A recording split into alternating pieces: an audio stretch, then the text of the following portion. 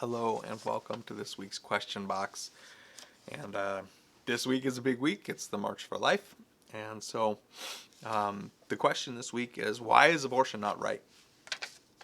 And this is probably the question that comes up in our Q&A sessions in youth ministry the most with a lot of my kids. This comes up a lot. And so, one of the things that I used to do is because teens would get tired, kids who came to youth ministry regularly would hear this question come up and they just be like, it would be groans because they were sick of hearing about abortion. They'd learned all of this, they'd heard from me, multiple times. So we started doing is when somebody asked a question about abortion, I would try and answer it from a different way each time we heard it. So for example, okay, we could talk about it morally speaking, we could talk about it religiously speaking, we could talk about it politically speaking, all of those kinds of different facets. And so we kind of started doing that as a little bit of a challenge because I got bored of talking about it because it came up so much. And this week, in the virtual youth room, one of the screens has Brian Holsworth. And this is one of my favorite videos of his because it's just a very simple encapsulation of what the pro-life position says about abortion. It's just a breakdown of the logic in very simple and clear terms, Boom, done. And then it's an explanation to people who don't agree to say, look, if you don't agree with this logic, argue with it, argue with the logic. But here's why a lot of the things that we hear from you aren't convincing to us. And so he'll break down some of the things that are claimed from the other side, the pro-choice side, and he'll be like, it's not going to be convincing. If I accept this logic and I believe that abortion is homicide, it's the killing of an innocent human being, it's murder. If I believe it's murder, I'm not going to be convinced by someone saying, well, it's my choice to commit murder. That's not convincing to me. That's not going to resolve the issue, right? So saying, well, it's my choice to do so, I have the right to, isn't going to convince me if I think it's murder. I don't think you have the right to murder. I'm going to argue against it. I'm going to fight against it. So things like that. It's a great video. I recommend you watch it.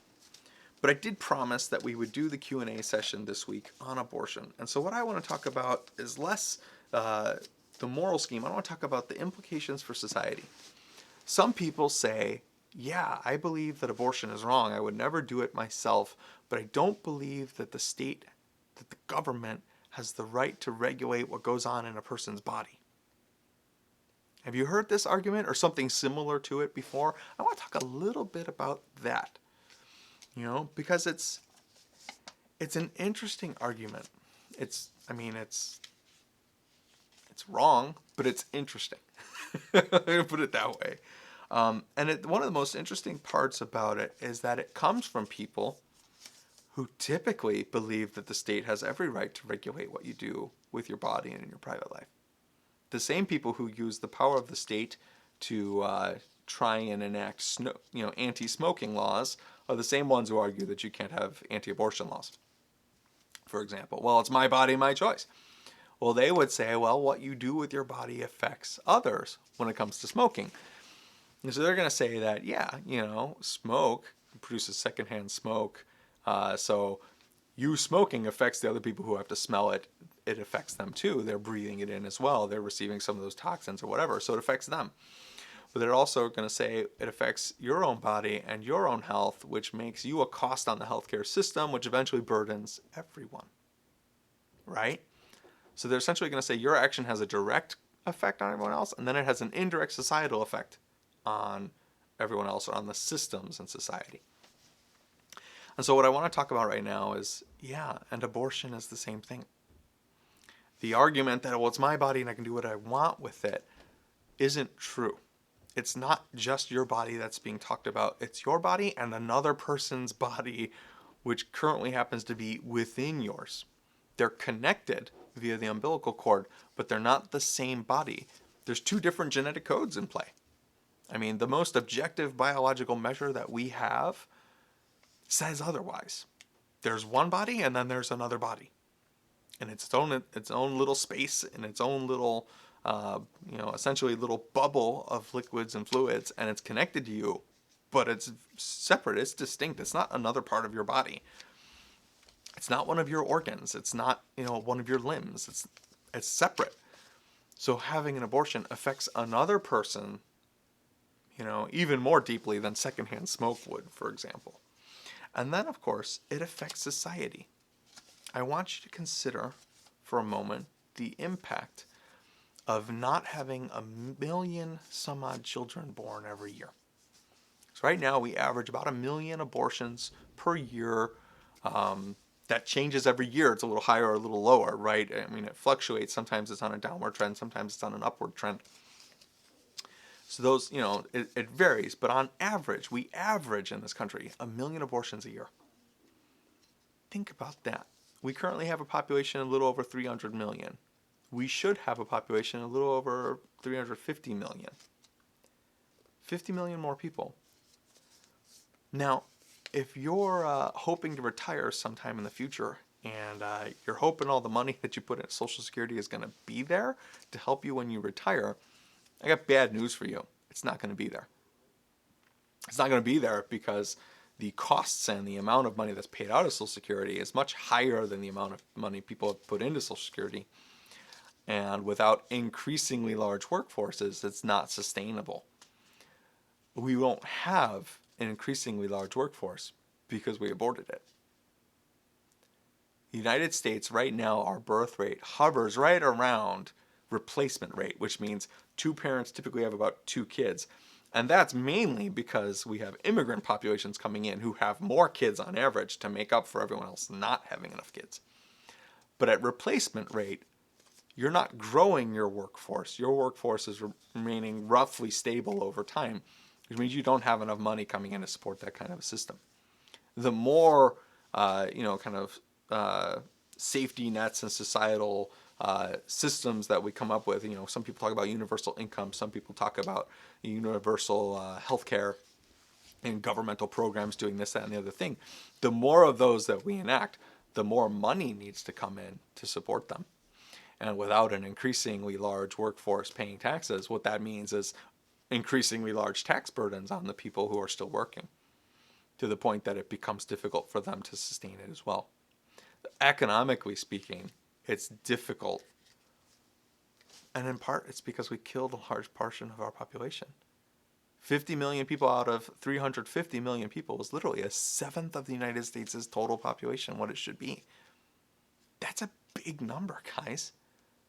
How many of those people might have been, and this is something that St. Teresa of Calcutta said to Hillary Clinton. Hillary Clinton asked Mother Teresa, "Why do you think it is we haven't had a female president yet?" And Mother Teresa looked at her and said, "Well, you probably aborted her."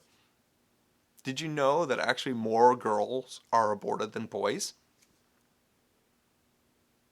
Especially worldwide. It's not as big of a divide in the United States, but in other countries like China, the big problem. They want boys. Traditionally, their culture prefers to have a son. Son carries on the name, carries on the family, and things like that. So they abort a girl. If they can only have so many kids, they want the boy. Well, suddenly you run out of girls, don't you? And hey, that's a little bit sexist, isn't it? So we look at all these things. There's so many cultural and societal and economic and political reasons. And let's talk about something else. If the state doesn't have the right to say and regulate some of these things, murder, if you believe that abortion is murder, let's just use the word. If the state doesn't have the right to regulate murder, to make murder illegal, then the state can't regulate anything. If you can't make murder illegal, you can't make anything illegal. Forget traffic laws, forget theft laws. If killing a human being isn't illegal, what's illegal? So, again, if you accept the pro-life logic, then telling a pro-life person that, the government doesn't have the right to interfere in that and be a busybody and mind people's business for them.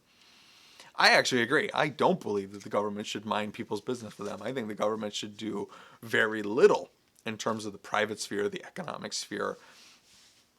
I believe in very minimal government, personally. I believe individual liberty should flourish. But that doesn't mean I don't think murder should be illegal. Theft should, not be illegal. Things like that. I think those should be illegal. They're bad. They should be criminal. Like there should be consequences for them. That doesn't mean, by the way, that, any woman that has abortion, we want to throw her in jail. That's not really what the pro-life position says. The pro-life position doesn't say that because they want to get retribution against women who have abortions. Pro-life people are often very sympathetic to women who have had abortions or are in situations where they're considering it, because it's usually coming out of fear. You're terrified. You're scared you can't provide for your kid. You're scared you're going to ruin your life. You're scared you're going to lose all your hopes and dreams. These are very powerful fears. The pro-life position isn't that, well, we should just abandon people to those fears. No. The pro-life position is we want abortion to be illegal because it's murder. But we also want there to be way more support out there for women who are pregnant. That's a true pro-life position. We want women to have and families to have all the support that they need to be able to raise their children and have happy families and achieve their dreams and all these good things. Those are all good things when we support them, So don't listen to somebody who says, well, pro-life people don't care or don't help. In our own community, there's a women's choice center that is supported by many of the local churches and pro-life movements, and it provides diapers, it provides formula, it provides wipes for families who need them. There's counseling. It has an ultrasound machine now, thanks to donations from the Knights of Columbus, so it can help women who couldn't afford to get an ultrasound get ultrasounds. I mean, they're trying to do a lot to support women who are in need, families who are in need.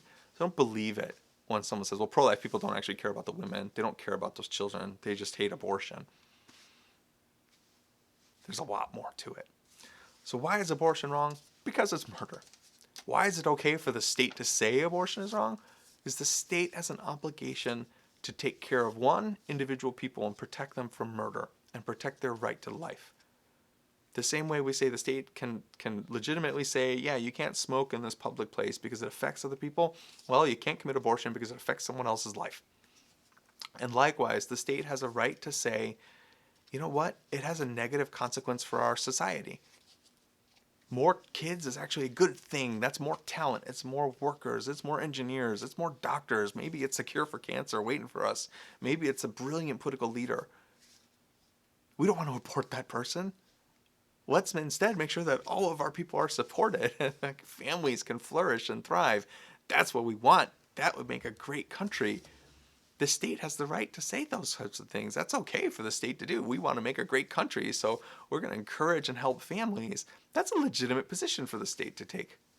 If the state's job is to promote the general welfare, which is what it says in our Constitution, you don't do that by killing a seventh of your population over 50 years. That doesn't promote the general welfare. That doesn't promote anything. Just a cheapening of human life and dignity. The state's not served by that. Short term, maybe the state thinks that, if people don't think human life is important, the state can acquire more power, more influence maybe. The state is often in competition with families, and if you look at totalitarian countries throughout the world, the state and the family fight. The state tries to control what families can do, what they can say, what they can think, what they can believe, what they can teach. That happens in this country too. But that's a really short-term game. It never lasts. Never ever lasts. The family always wins in the end, because at the end of the day, you can't go without your family. You can go without a particular kind of government. You can always try a different government. Families have to exist. If our species is going to continue, we have to have families. We have to have, mothers and fathers and children. So, yeah, the state has a legitimate interest in protecting that. Long term, the long game, it's way better for a country to do that. So here's kind of a non-religious conversation about why the state should be able to say, yeah, no, abortion is going to be illegal, and we're going to instead focus on helping families. Have a great night. God bless, and hopefully we'll see you at the march.